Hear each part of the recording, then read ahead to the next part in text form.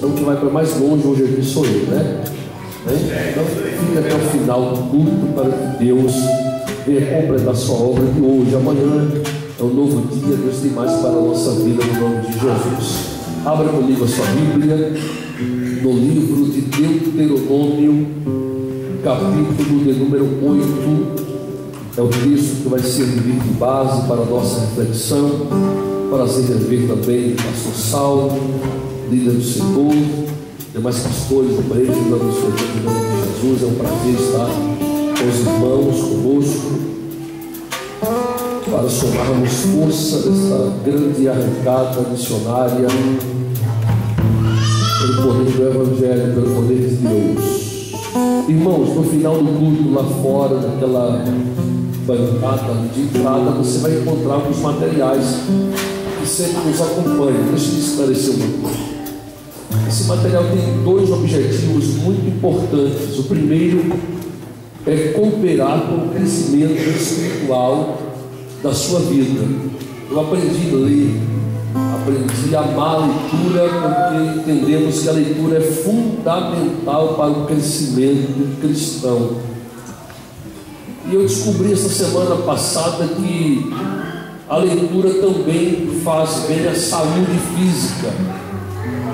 Diz a ciência que pessoas que leem bastante têm menos probabilidade de desenvolver enfermidades na fase mais avançada da vida.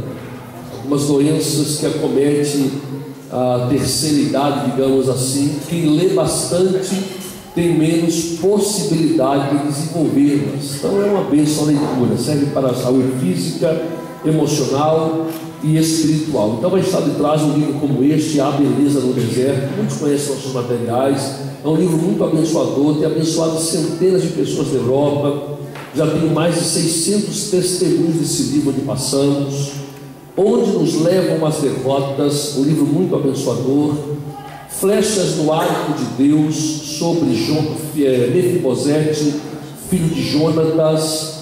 Temos também 52 sermões expositivos em vários livros da Bíblia, para você que prega, que dá uma saudação, que ama a palavra do Senhor. Alguns DVDs como esse aqui, O que fazer quando o desânimo bate à nossa porta.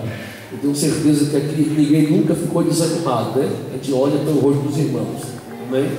O desânimo só bateu lá em Gaia, né? Todos nós passamos por isso. O desânimo bate à nossa porta muitas vezes. Ele pode até chegar lá, e chega, mas não pode permanecer lá, amém?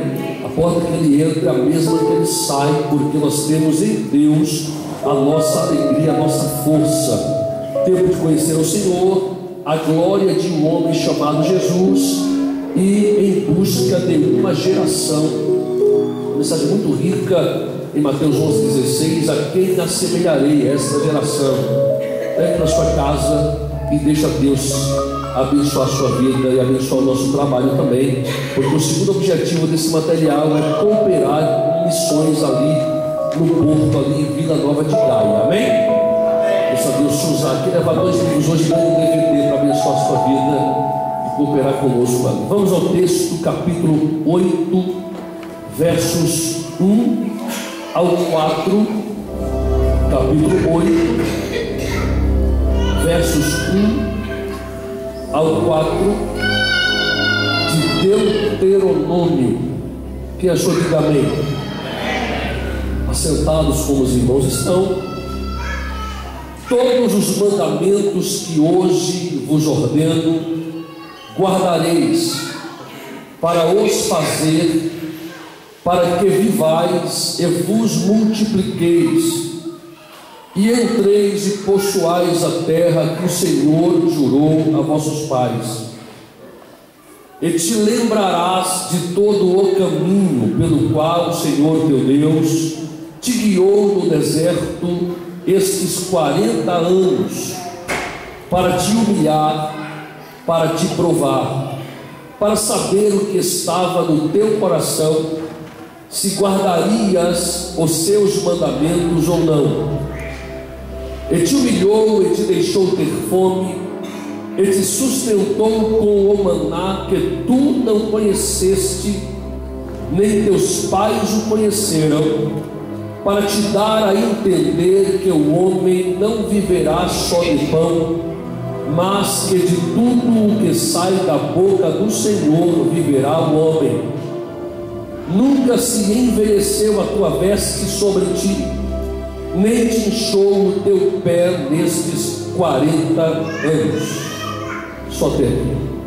Amém? Só deixa os irmãos.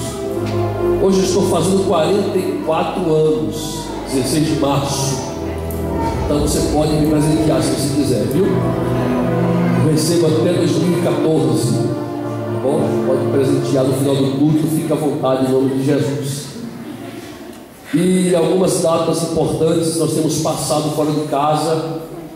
Lembro-me que há 5 anos atrás a minha filha Rafaela fez 15 anos. Eu estava na obra missionária, ela estava em Salvador, e eu não pude estar com ela. Mas a obra missionária tem dessas coisas. Sabemos que a recompensa de tudo que fazemos vem de Deus, porque de nós mesmos nada podemos fazer para recompensar os irmãos que militam na obra missionária. Mas olhe por nós, olhe pela nossa família, para que Deus continue nos dando graça e nos fortalecendo a cada dia, em nome de Jesus. Amanhã eu estou em casa e assim estarei com a minha família para podermos nos alegrar juntos por mais um ano concedido por Deus. Quem me ouve diz amém. Dê sua atenção para que você entenda onde Deus nos levará nessa palavra, nessa noite, no nome de Jesus. Nós temos esse texto de Deuteronômio. Esse livro é um dos livros mais importantes do Pentateuco. Observe que a sua importância é tão extrema, é tão tremenda, que ele é um dos livros mais citados no Novo Testamento. Somente no Novo Testamento ele é citado 81 vezes. E Jesus, somente em Mateus capítulo 4, do verso 1 ao verso 11, citam por 3 vezes seguidas. Esse livro de Deuteronômio, ele é dividido, ele é composto em praticamente 3 grandes sermões de Moisés.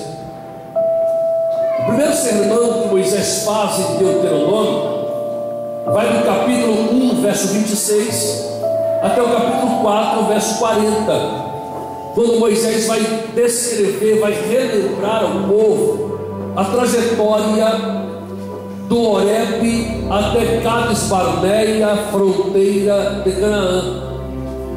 E Moisés relata todo esse percurso que Deus havia feito, que o povo havia feito, e relembra-os acerca disso. O segundo sermão que compõe Deuteronômio vai do capítulo 4, verso 44 ao capítulo 26, verso 19. E Moisés ali, ele vai chamar o povo a uma entrega total ao Deus que revelou-se a eles no Sinai. Ele chama o povo a esse entendimento de que não é possível que nós consigamos viver uma vida plena em Deus se nós tivermos reservas para com Deus. E ele chama-os ao comprometimento de entregar-se e confiar em Deus. O terceiro discurso resume-se no capítulo de número 29 até o capítulo 30, versículo 20, quando Moisés vai chamar o povo à fidelidade a Deus, entendendo que a fidelidade é uma das questões mais importantes para a comunhão com o Todo-Poderoso. E Moisés encerra o seu discurso.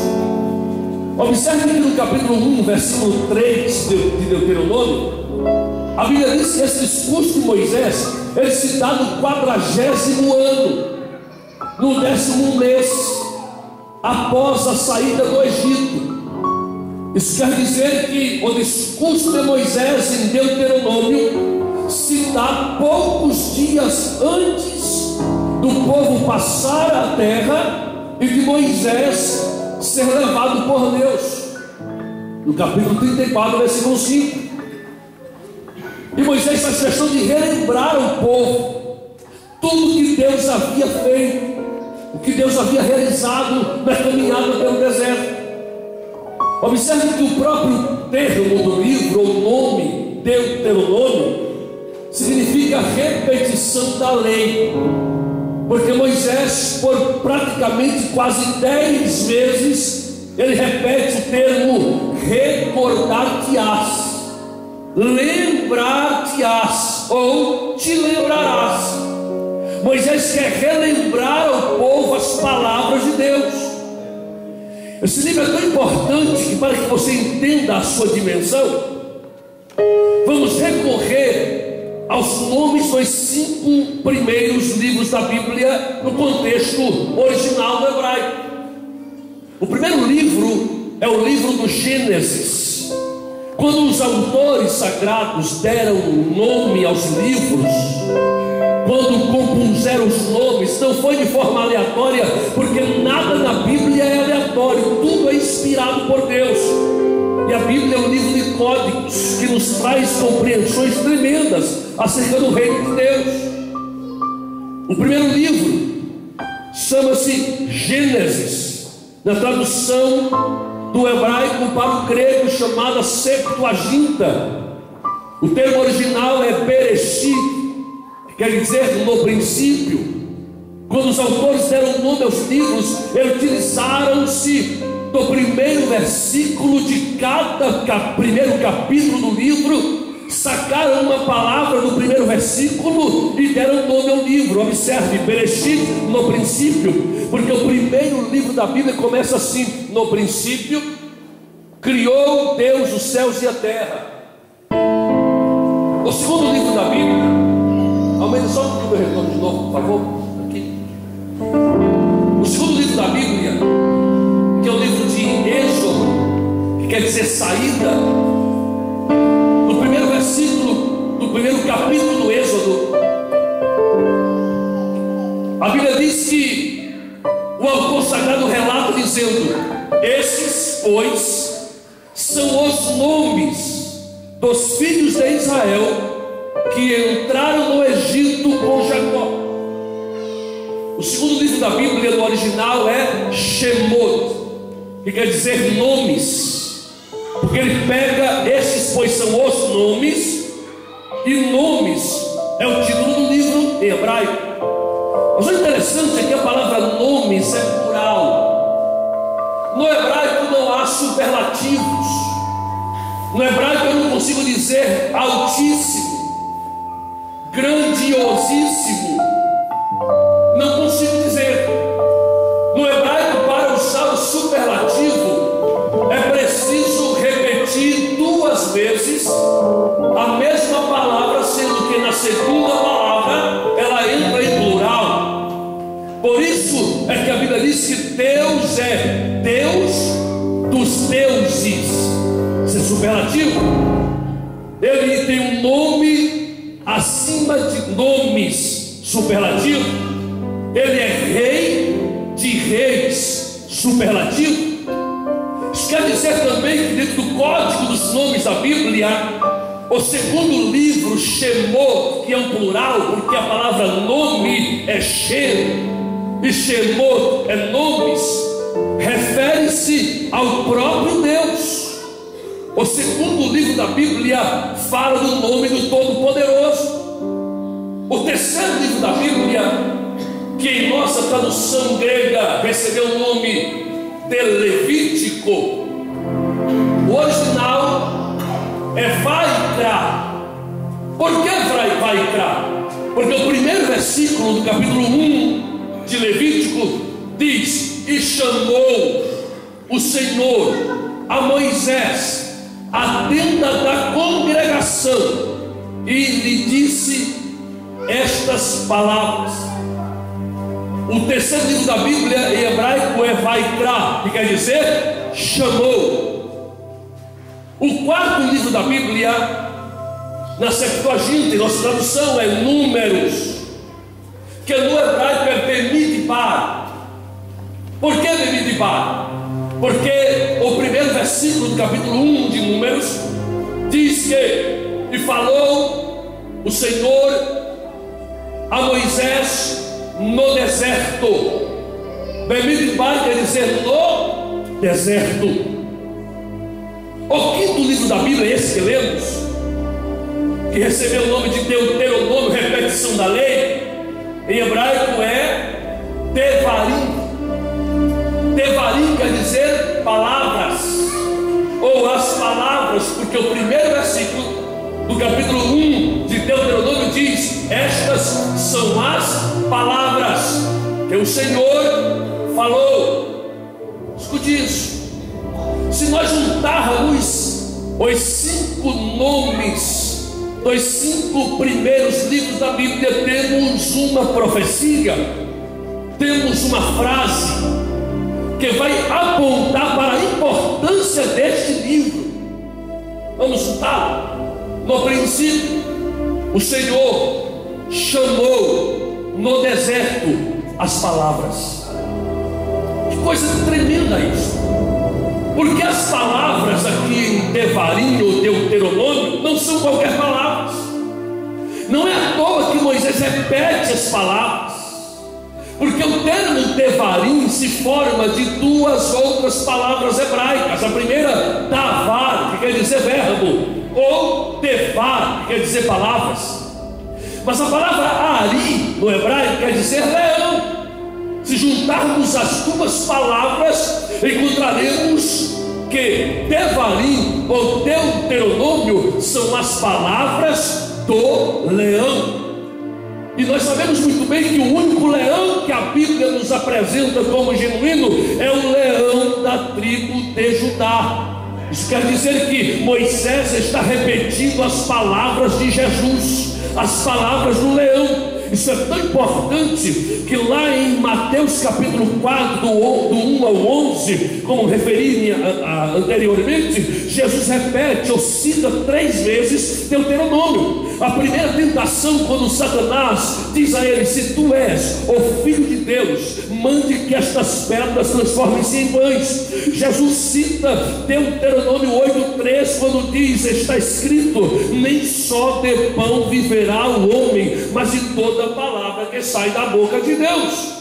A segunda tentação, o diabo leva-o ao pináculo do templo e diz-lhe: lança-te de aqui abaixo, pois está escrito ao teu respeito, dará ordens aos seus anjos para que te guardem e não tropeces em alguma pedra. Jesus repete ou cita Deuteronômio 6:16, que está escrito assim, também está escrito: não tentarás ao Senhor teu Deus.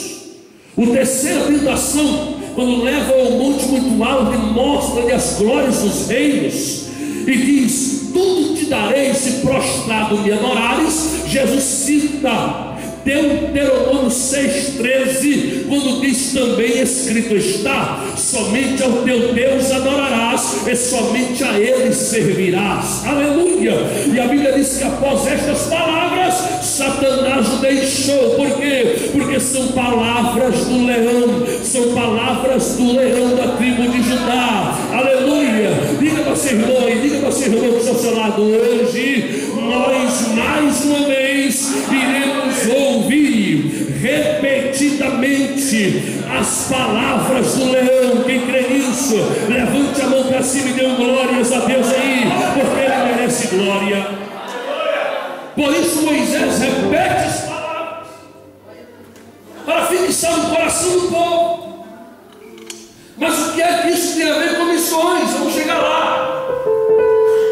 Porque temos a repetição de algumas palavras aqui no capítulo 8, do 1 ao 4, questões cruciais para a vida e obra missionária, que nós devemos aplicar em nossa vida.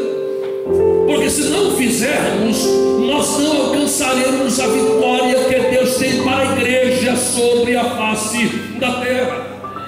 Há princípios eternos aqui. Escute o que eu vou dizer. Deus não faz nada sobre a terra para massagear o ego da igreja. Deus não faz nada sobre a terra só para alegrar a nossa vida cristã. Porque Deus não desfere socos ao vento. O que Deus faz, tudo o que Ele faz, tem objetivos claros e alvos definidos. Deus não perde viagem.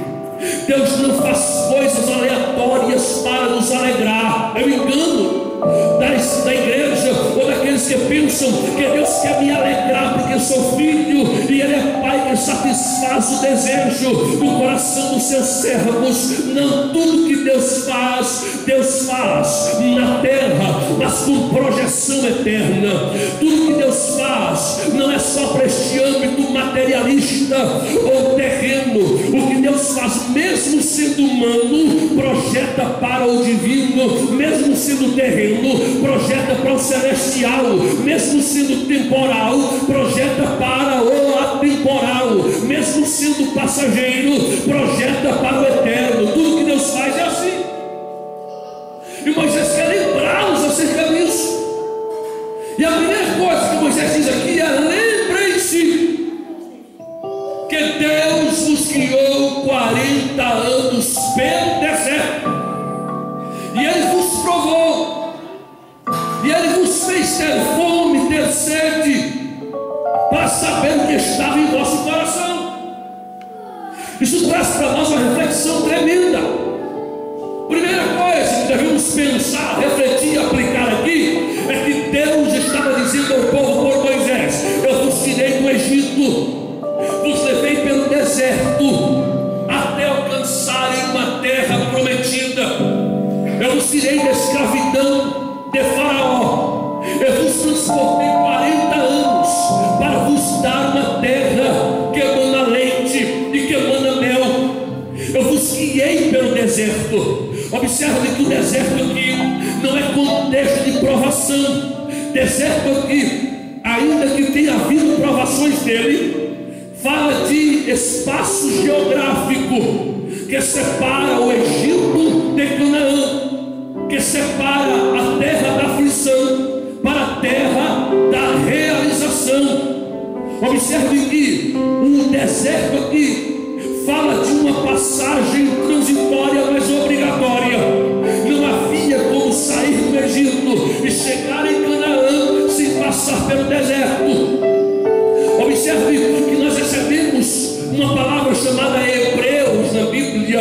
A palavra Hebreus tem uma conotação de passagem, porque o termo hebreu vem do hebraico ivrit. A palavra ivrit quer dizer aquele que passa para o outro lado, aquele que passa para outra banda, para um outro lugar. E nós somos chamados em Abraão filhos da fé, somos chamados também de um povo pela fé por herança como hebreus. Por quê? Porque também estamos passando para o outro lado. Deus tirou você do Egito. Egito é sistema mundano, sistema secularizado. Faraó é tipo de Satanás. Deus nos tirou de lá. A Bíblia diz que Ele nos transportou das trevas, que é o Egito, para a sua maravilhosa luz, que é a promessa de Deus de eternidade, a sua própria presença. Saímos do Egito e estamos atravessando o deserto em direção a Canaã. Não chegamos lá ainda, só chegaremos quando o último shofar tocar, quando a última trombeta soar. Nós chegaremos lá quando a nova Canaã descerá do céu.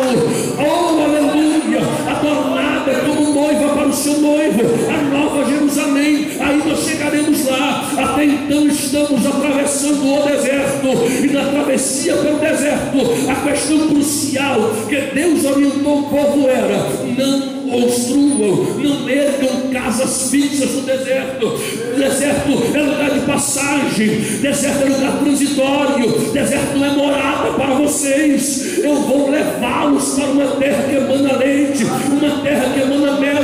Isso é crucial para a vida cristã. Sabe por quê? A igreja não tem alcançado o projeto evangelístico, o projeto missionário a contento, porque nós estamos edificando casas permanentes no deserto, estamos criando raízes profundas no deserto. Criticamos o ímpio que busca riqueza, criticamos o rico que não vem para Jesus porque o dinheiro é o seu Deus, e nós fazemos a mesma coisa. Estamos buscando culto após culto, só vitória no deserto. A nossa vitória não está no deserto, a nossa vitória está em Canaã, a nossa vitória está para onde estamos indo e não onde estamos passando.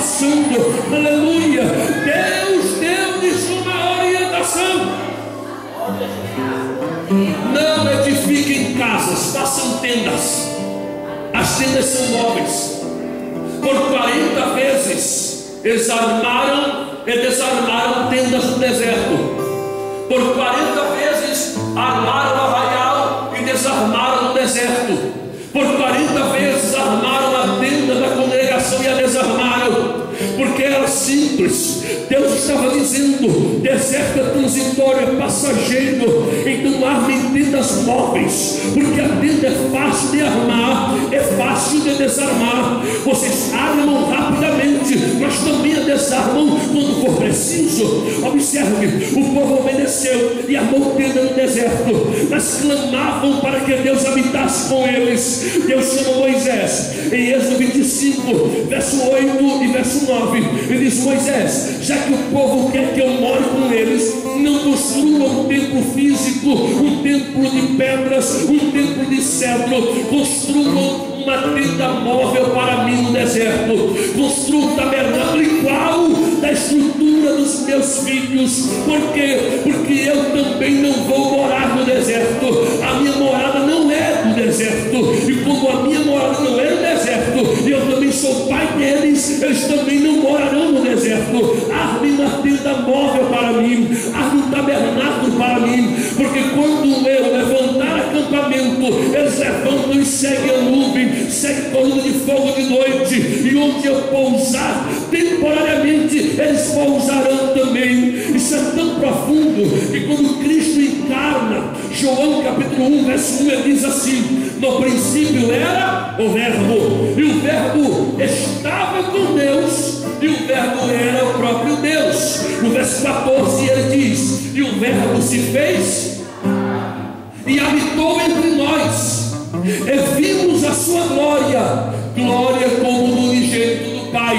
A palavra habitou que João utiliza no verso 14, capítulo 1, é a palavra grega esquene. A palavra esquene quer dizer tabernaculou. João está dizendo: Jesus também armou sua tenda entre nós, ele armou uma barraca conosco, andamos com ele, ele cumpriu o propósito, e antes de terminar sua missão na terra, reuniu a nós e disse, no capítulo 14, verso 1 a 3 de João, sabe o que ele diz? Não se turbe o vosso coração, credes em Deus, crede também em mim. Na casa de meu pai há muitas moradas, se assim não fora, eu vou, teria dito, eis que vou preparar-vos lugar, porque a vossa casa não está aqui, está na casa do Pai, e quando eu for e vos preparar lugar, eu mesmo voltarei para vos buscar,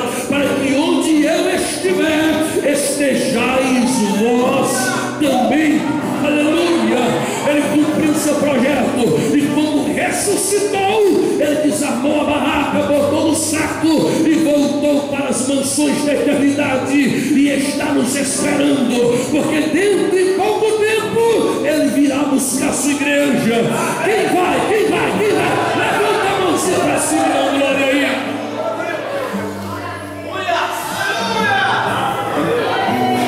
Mas só vai quem entende o projeto do deserto.